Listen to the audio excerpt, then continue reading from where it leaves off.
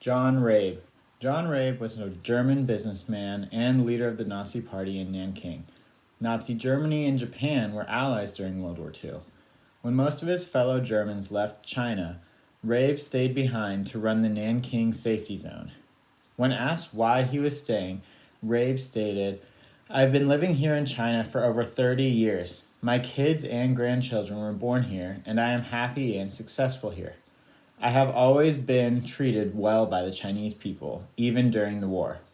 If I had spent 30 years in Japan and were treated just as well by the Japanese people, you can be assured that in a time of emergency, such as the situation China faces, I would not leave the side of the people of Japan."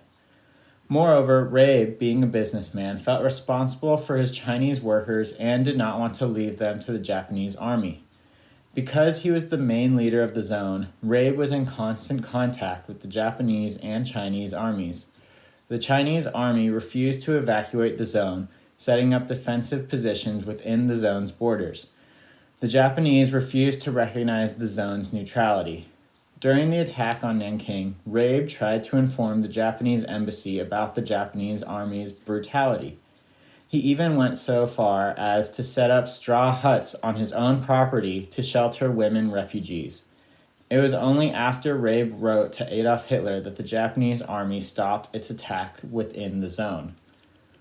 When the Japanese finally recognized the neutrality of the zone, Rabe constantly patrolled the streets. Armed with only his Nazi armband, which the Japanese soldiers tended to respect, at first, when the Chinese soldiers tried to enter the safety zone, zone leaders refused them, saying that the zone was only for civilians.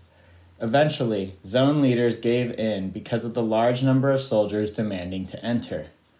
Though the Japanese officials told Rabe that their army would spare the Chinese soldiers, the Japanese army constantly invaded the zone and took Chinese soldiers to be executed. As head of the safety zone, Rabe wrote many letters begging the Japanese to protect the neutrality of the zone so the zone officials could focus on feeding refugees and fixing shelter and sanitation issues.